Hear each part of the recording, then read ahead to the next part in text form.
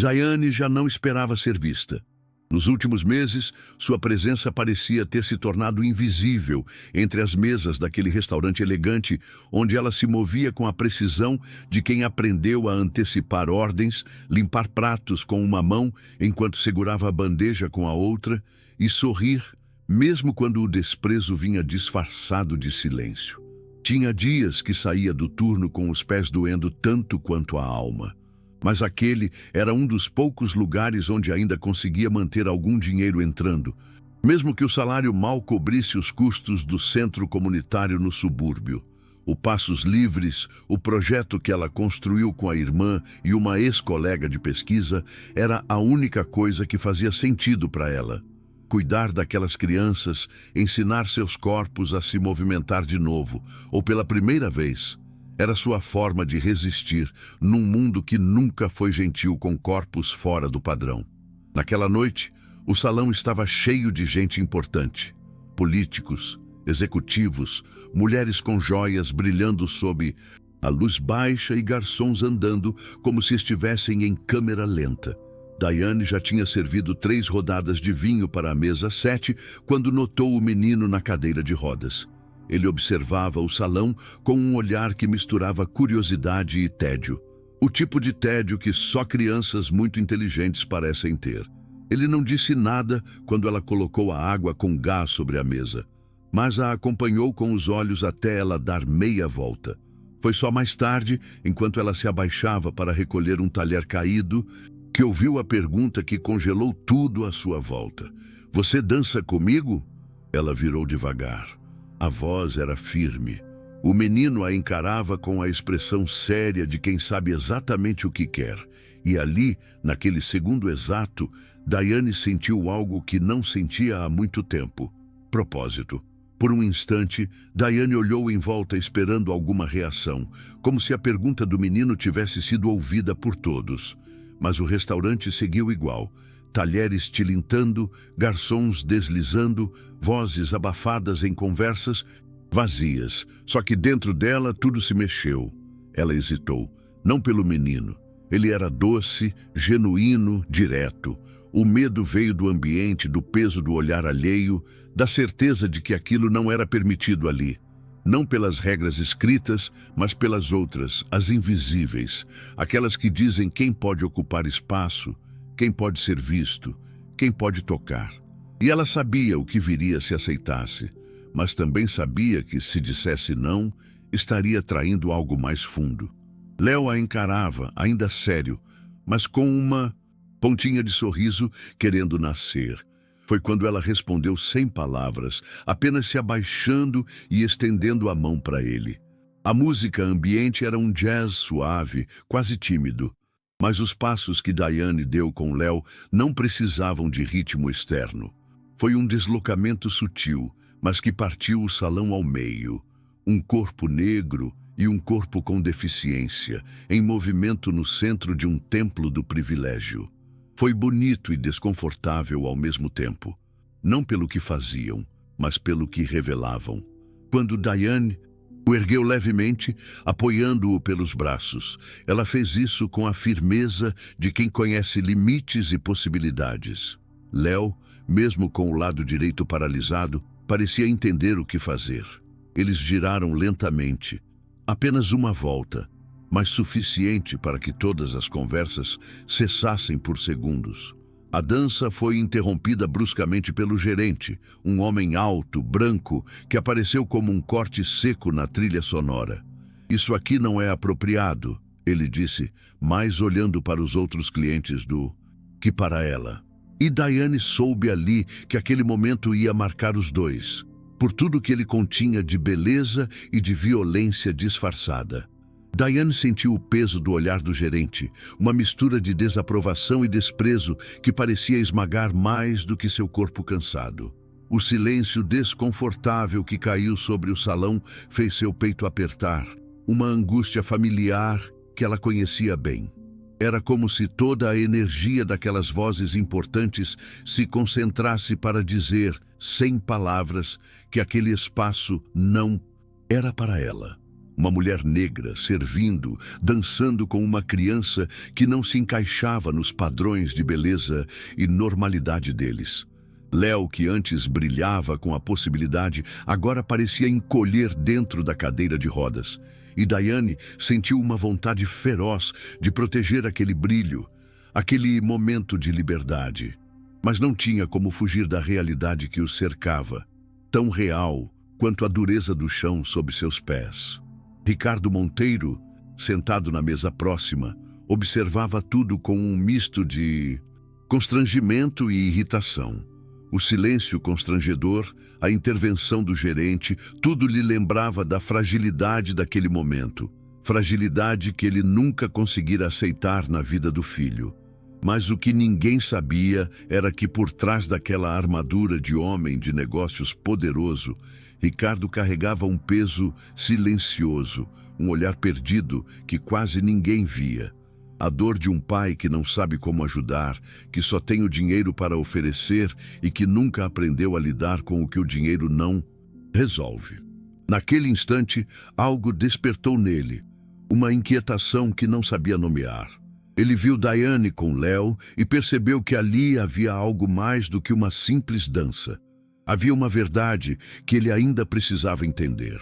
Depois do episódio no restaurante, Daiane não conseguiu tirar da cabeça o olhar de Léo, cheio de esperança, misturada com uma ponta de tristeza. Ela sabia que, para aquele menino, aquele momento fora raro e precioso, algo que poucos no mundo dele jamais ofereceriam sem medo ou julgamento. Mas junto com a lembrança veio também o peso da reação do gerente, a voz firme dizendo que aquilo não era apropriado, como se a presença dela e a dança fossem uma ameaça ao status quo. Daiane sentiu a raiva crescer dentro de si, misturada com a dor de se ver ali, mais uma vez, sendo forçada a aceitar limites que não fez nada para merecer.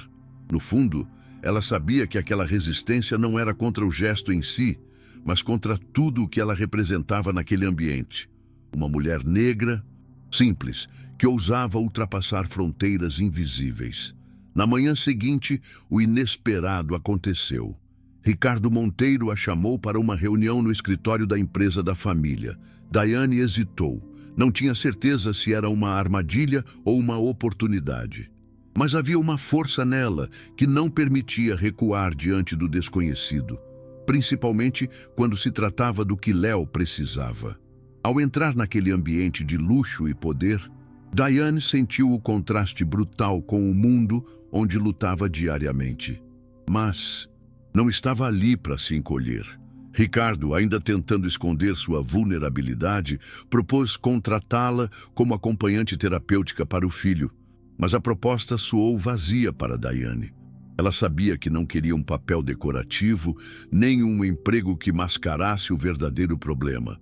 E foi justamente nessa reunião que Daiane decidiu revelar não só sua formação, mas também o projeto Passos Livres, que estava à beira do fechamento. Daiane falou com clareza e firmeza, mostrando o Passos Livres não como um pedido de ajuda, mas como uma proposta concreta, um convite para que Ricardo entendesse o que a verdadeira inclusão poderia ser. Contou sobre a importância de dar autonomia às crianças, de não tratá-las como meros pacientes, mas como sujeitos capazes de construir seus próprios caminhos, mesmo diante das limitações. Revelou também sua trajetória como pesquisadora, as portas que se fecharam quando tentou levar suas ideias adiante, e como o preconceito estrutural tinha sido uma barreira invisível, mas real. Ricardo ouvia claramente desconfortável, porque aquela conversa não era o que ele esperava. Era desafiadora, trazia questionamentos que mexiam com seu orgulho e seu modo de ver o mundo. Ao final, Daiane recusou a proposta inicial dele, aquela que parecia generosa, mas era só mais uma tentativa de controlar a situação. Em vez disso, ela fez algo que ninguém naquela sala esperava. Colocou na mesa a verdade sobre o poder, sobre o privilégio, sobre a necessidade de mudança real. Não superficial. Não foi um gesto fácil, porque sabia que poderia perder tudo. Mas naquele momento havia uma convicção imensa dentro dela, a de que o Passos Livres precisava continuar, que o projeto representava uma ponte entre mundos que quase nunca se encontravam. Ricardo, por sua vez, ficou em silêncio, absorvendo cada palavra, sentindo que aquele encontro mudaria algo dentro dele, mesmo que ele ainda não soubesse exatamente o quê. Léo, de alguma forma, percebeu a tensão que pairava naquelas conversas de adultos e, com a sinceridade das crianças, tomou uma decisão que surpreendeu a todos. Ele queria conhecer o Passos Livres, não apenas como um lugar para tratamento, mas como um espaço para ser ele mesmo, para tentar novos passos sem pressa, sem medo do julgamento. Para Diane, ouvir aquilo foi um sopro de esperança que vinha como um presente inesperado. Sabia que, para Léo, aquele desejo era mais do que um capricho, era uma declaração de autonomia, um pequeno grito contra as limitações que a vida tinha imposto.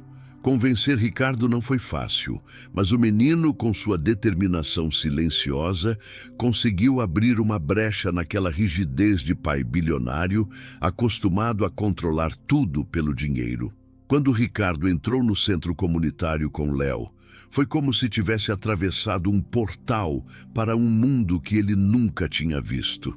O Passos Livres não era apenas um espaço físico, era uma ideia viva, cheia de sons, cores, crianças que se movimentavam com dificuldade, mas também com alegria, profissionais que olhavam com respeito e não com pena, e uma atmosfera de autonomia que contradizia tudo o que ele conhecia sobre reabilitação. O desconforto inicial deu lugar a uma mistura de surpresa e reflexão.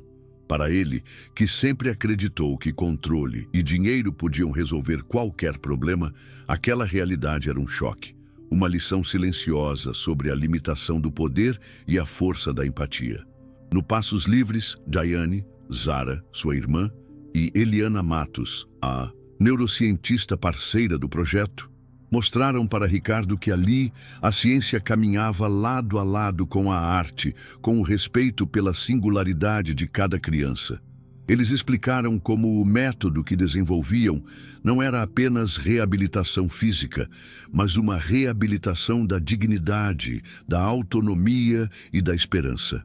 Ricardo ficou surpreso ao descobrir que Diane havia sido coautora de uma pesquisa que ele mesmo rejeitara anos atrás, não por falta de mérito, mas por preconceito e ceticismo. Aquela revelação mexeu com ele mais do que esperava. Aquele projeto, que agora brilhava diante dos seus olhos, carregava uma história de luta, não apenas científica, mas humana e política. Enquanto as câmeras da imprensa começavam a chegar para registrar o evento, Ricardo sentiu a pressão do palco em que fora colocado, não mais como o homem que tudo controla, mas como alguém que precisava reconhecer a força que havia subestimado. No meio daquele turbilhão, Diane permaneceu firme, consciente de que seu gesto no restaurante fora apenas o começo de uma transformação muito maior. Ela sabia que não estava ali para pedir favor, mas para mostrar que justiça, inclusão e respeito podiam andar juntos, mesmo em ambientes onde o poder sempre ditou as regras.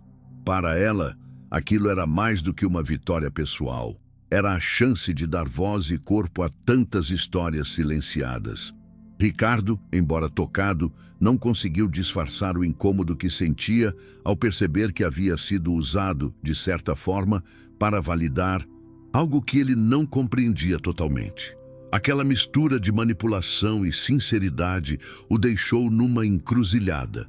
Por um lado, o orgulho ferido, por outro, a possibilidade real de ver o filho mais feliz e mais livre. Em seu silêncio, ele reconheceu que o dinheiro nunca teria comprado a transformação verdadeira que presenciava.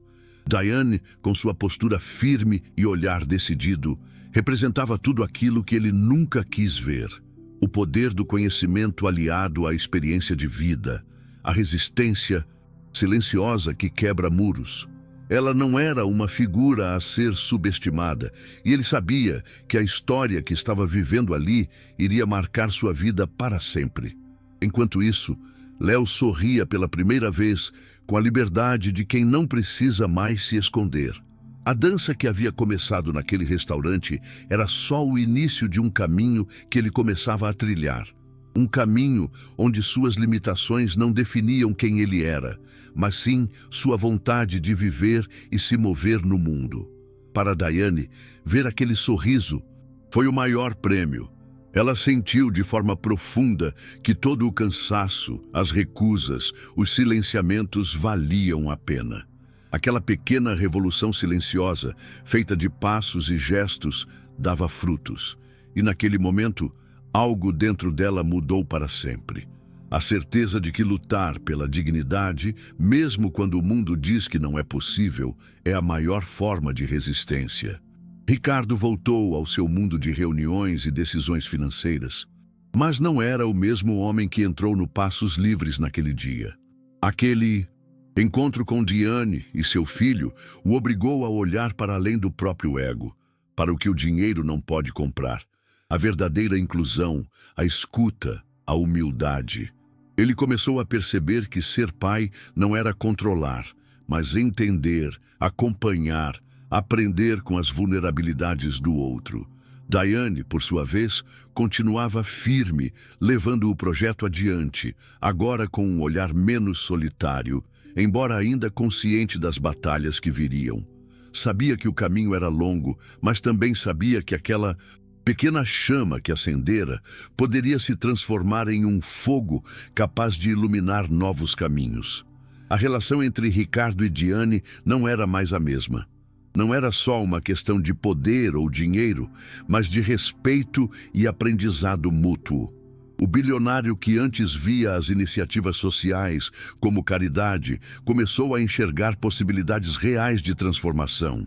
E Daiane, com sua força e coragem, viu que o maior triunfo não estava em mudar uma única vida, mas em abrir portas para muitas outras. A dança no restaurante havia se tornado símbolo de uma revolução silenciosa, uma quebra de padrões e preconceitos que ninguém mais poderia ignorar. Eles não eram mais personagens isolados, mas protagonistas de uma história maior, feita de dignidade, empatia e esperança. Com o passar dos meses, o Passos Livres ganhou visibilidade e apoio, mas o que mais mudou foi a percepção de Daiane sobre si mesma e seu papel no mundo. Ela entendeu que sua luta não era apenas contra a injustiça individual, mas contra um sistema que insiste em invisibilizar quem não se encaixa nos padrões de poder. A dança com Léo foi o gatilho, mas o que veio depois foi uma transformação profunda que a fez confiar ainda mais em sua voz e no valor de sua experiência. A força que carregava vinha da coragem de ser quem era, contra todas as barreiras, e de nunca aceitar que a dignidade fosse algo negociável.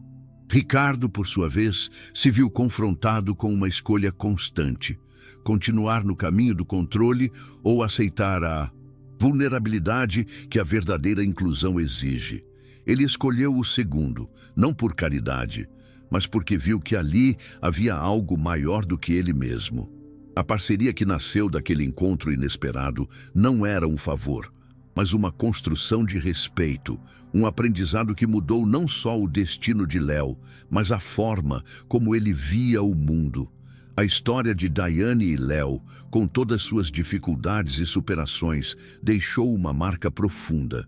Uma lembrança viva de que a mudança começa com um passo, uma dança, um gesto simples, mas cheio de coragem.